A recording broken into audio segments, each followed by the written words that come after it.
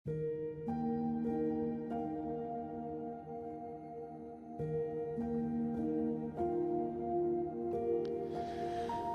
के मनन के लिए प्रेरितों का काम 26 अध्याय का 19 पद।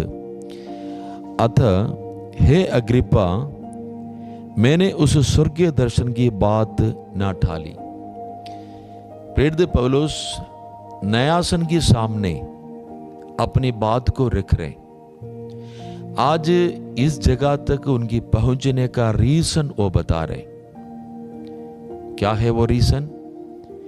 उन्हें एक स्वर्गीय दर्शन मिला। उस स्वर्गीय दर्शन की बात को मानते हुए अपना जीवन चलाया।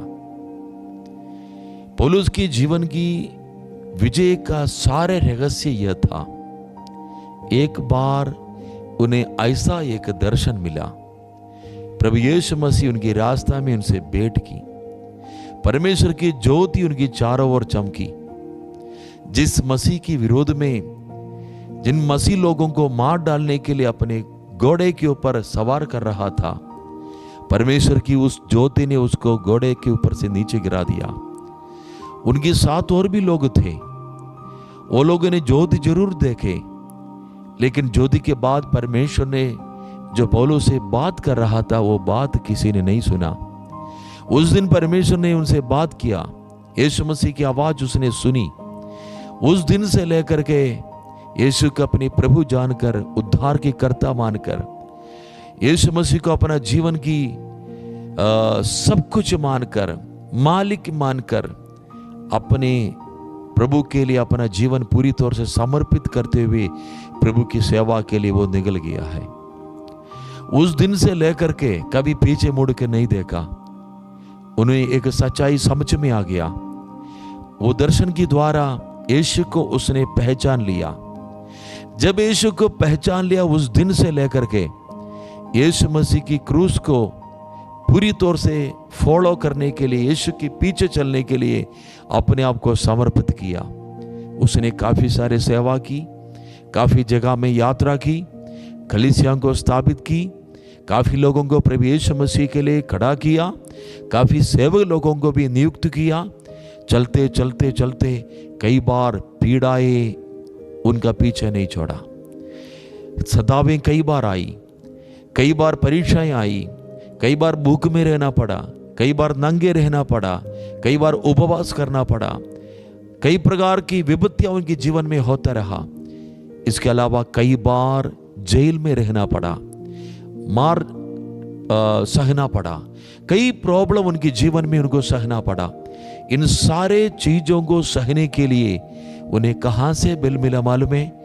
उस दिन जो प्रभु उनसे मिला था, उस दिन जो दर्शन उन्हें मिला था, उस दर्शन की बात उन्हें यहां तक लेके आया। मैं आपसे कहने चाहता मेरे जीजो, हमारा विश्वास जीवन कौन सी दर्शन की आधार पर है?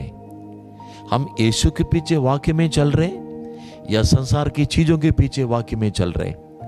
दुनिया के लाभ के पीछे दर्शन लेकर चलने वाले लोग थोड़ी समय में रास्ता भटकने लग जाएगा, क्योंकि बहकाने वाले शैतान उनका रास्ता में खड़ा है।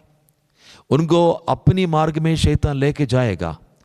लेकिन जिसने यीशु को देखा है, जिसने यीशु को अपने जीवन में पाया है, जिसने अपने यीशु को अपने जीवन की उद्धार की कर्ता मान करके यीशु की रास्ता पर चलने के लिए अपने जीवन को समर्पित किया है, जिनके पास यीशु के साथ अनंत जीवन तक स्वर्ग में रहने का उस अनोखी दर्शन है, वो व्यक्ति कभी पीछे नहीं हटेगा। चाहे कितना भी परीक्षा आ जाए, कितना भी दुख आ जाए, कितना भी विपत्ति आ जाए, चाहे भूख में रहना पड़े, चाहे नंगापन में सहना पड़े, चाहे विरोध सहना पड़े, मार खाना पड़े, जेल में जाना पड़े, कुछ भी होना पड़े, यीशु को कभी नहीं त्यागेगा। यीशु को कभी ना त्यागेगा। सब सहते हुए आगे बढ़ेंगे, क्योंकि उसके अंदर एक महान दर्शन है, अनंत जीवन तक बना रहने वाला, स्वर्ग में बना रहने वाला, यीशु के साथ हमेशा के लिए बना रहने वाला एक अनोखी दर्शन है। उस अनोखी दर्शन पा करके यीशु के संग हम भी हमारा जीवन व्यतीत करने के लिए हम सबको प्रभु आशीष करें।